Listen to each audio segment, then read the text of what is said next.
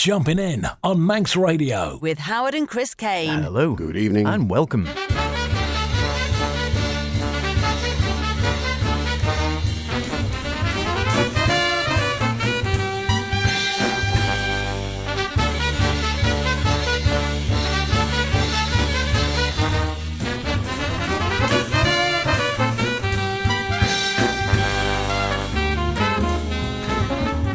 And here we are once again on Manx Radio, Saturday night, 9 o'clock, Jumpin' In.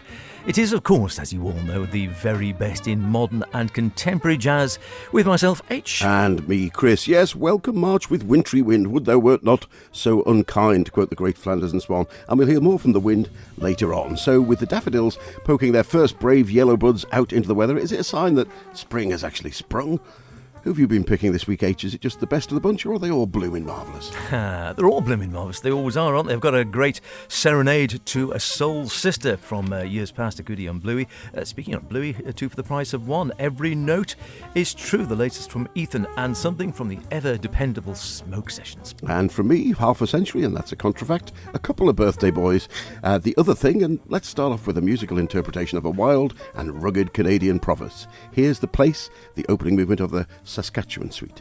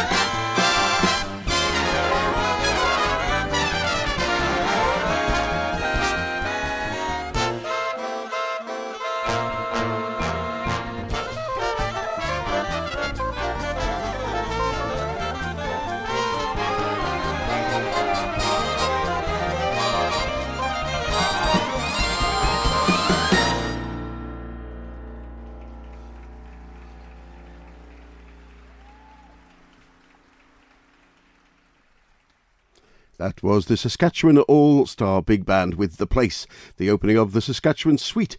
It's very difficult if you don't have good teeth, this. Work commissioned by the Regina Jazz Society by Canadian composer Fred Stride, with a band made up entirely of musicians who all work in professional music, and they all either originate from the state or returned just to play this work. And you could hear it was recorded live in front of a very appreciative audience. I think it's a lovely piece of music, actually. Great programmatic writing. You start with the wonderfully evocative picture of the place being taken through the country, and then the rest of it takes you on a 150-year journey through the history of when Saskatchewan became part of Canada.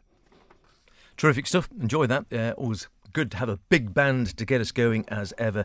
And as we always say, it just seems, it is amazing the fantastic big bands that seem to be existence. Whether any of them tour or not, or whether they get together for whether they make any money is another question. Whether they make any money, all fascinating questions, but the music, unquestionably good. I've got a couple of Blue Notes this evening, going back.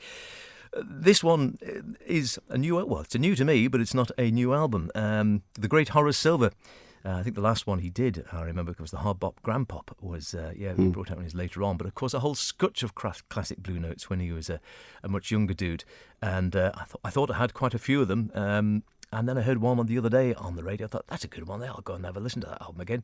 As per, I didn't have it. Wow. Serenade to a Soul Sister is the album. Some cracking players on it. I'll tell you who they are in a minute. Wonderful stuff. Typical sort of hard bop with that sort of funky sound as well. This one is called Jungle Juice.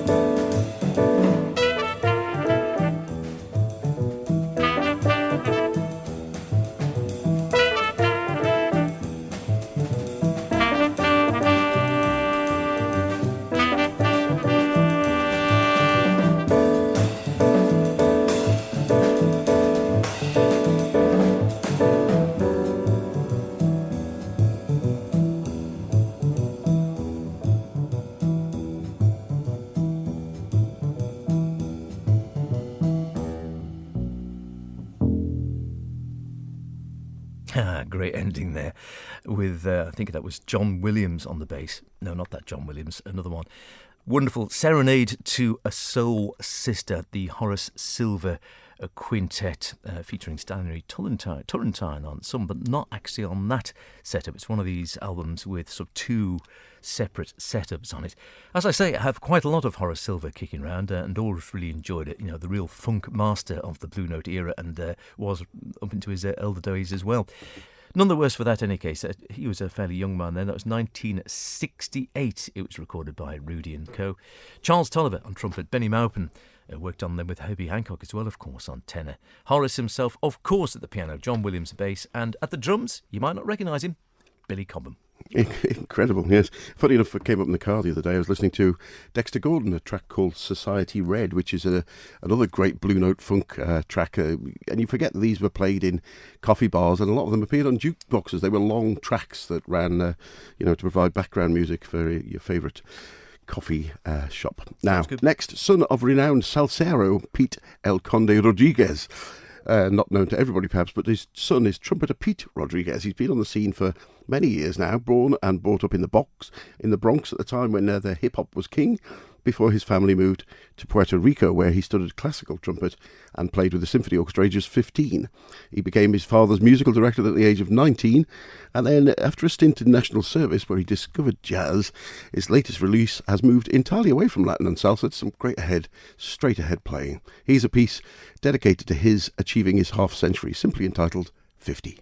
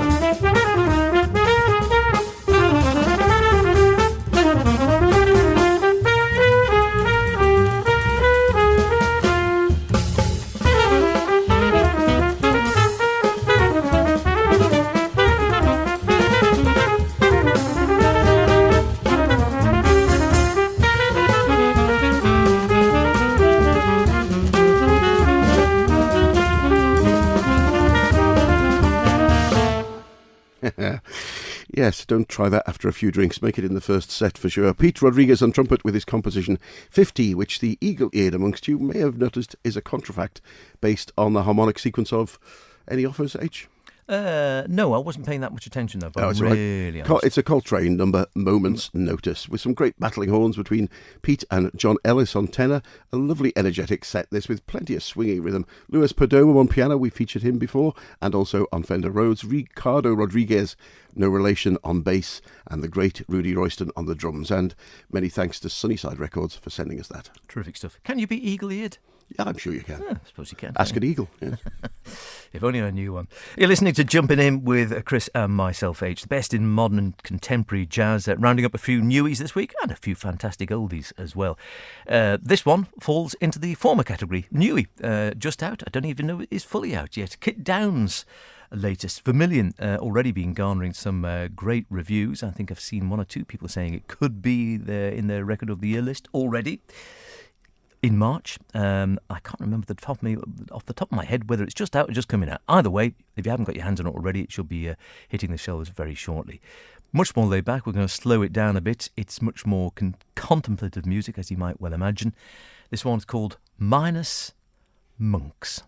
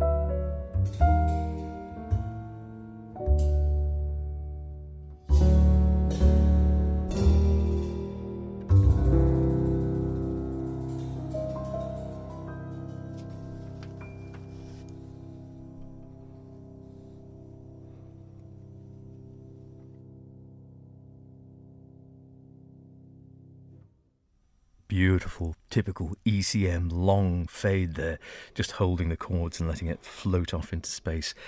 Good contemplative stuff. Kit Downs on his latest Vermillion.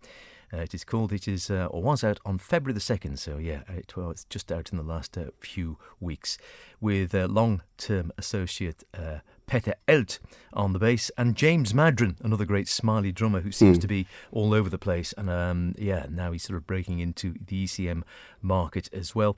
Replete with subtle twists and turns, it's offering idiosyncratic takes on the piano trio format, producing unexpected harmonic alterations and animate rhythmic flashes as they flesh out distinct musical forms.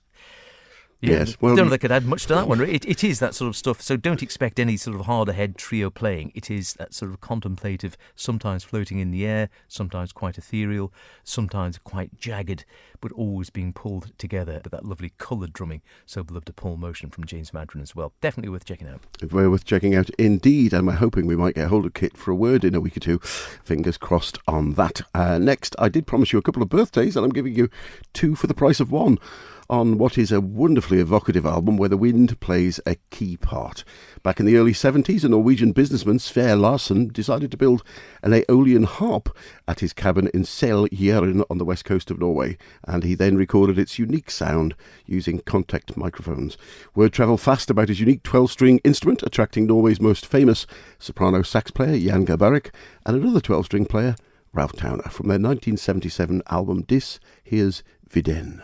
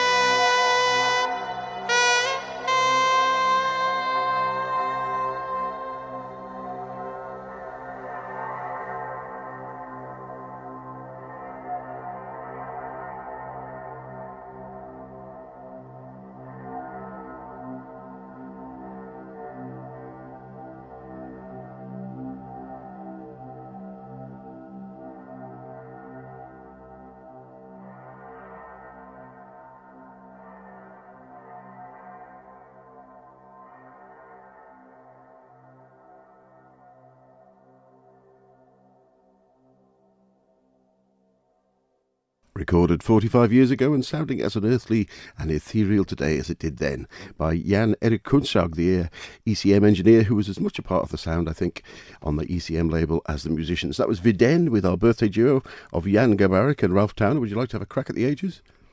Of Ralph and Jan? Well, we saw Ralph and interviewed him. That'll be coming up shortly, not that long ago. And he was pushing 80, wasn't he? 79, 80? 82 for Ralph and for Jan. And Jan is younger, I thought, but he must be 74, 75? Ooh, close on the mark. 75, yeah. And to think they were sort of young Turks and up-and-coming impressive players when we started following them. I know, I keep thinking that. I look at the album covers and you think, yeah, there's a young guy with short dark hair. And yeah. That is the worrying stuff, isn't it? And I say Viden from Dis, a fantastic album, that back from 1977.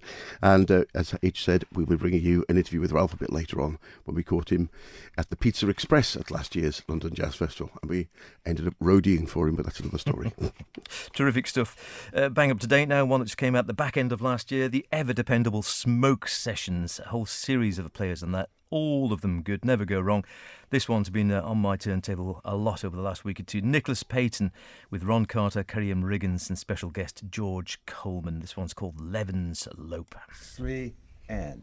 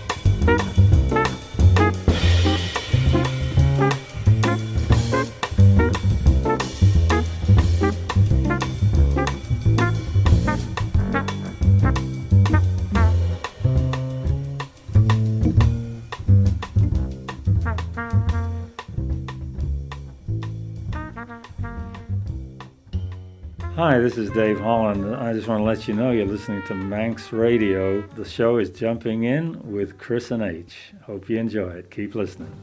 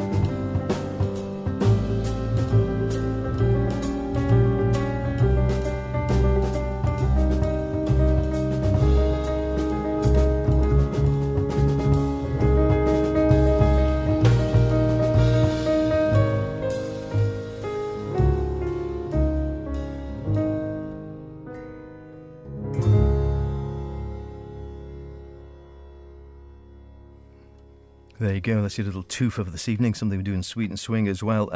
Nicholas Payton first off there. Smoke Sessions came out the back end of last year with Ron Carter on bass. He said he always wanted to play with Ron, bit of a multi-instrumentalist, Nicholas. Carrie-Anne Riggins, his regular drummer.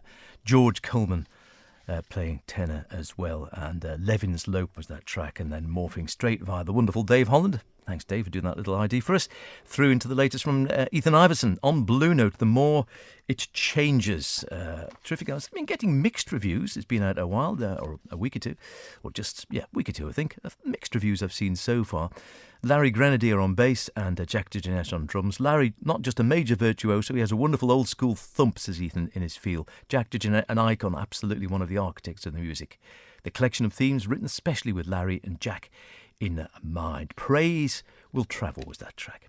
Well, that's about it for this week's show, but we just got time to bring you L'Autre Chose from French brand Ghost Rhythms. The 10-piece band blend pop, rock and jazz and minimalism, and when asked to describe themselves, they say Ghost Rhythms is about time perception and time travel in and by music.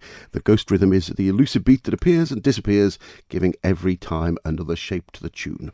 And who am I to disagree? Here's L'Autre Chose from Sept Cercles. See you next week. Be good. Bye for now.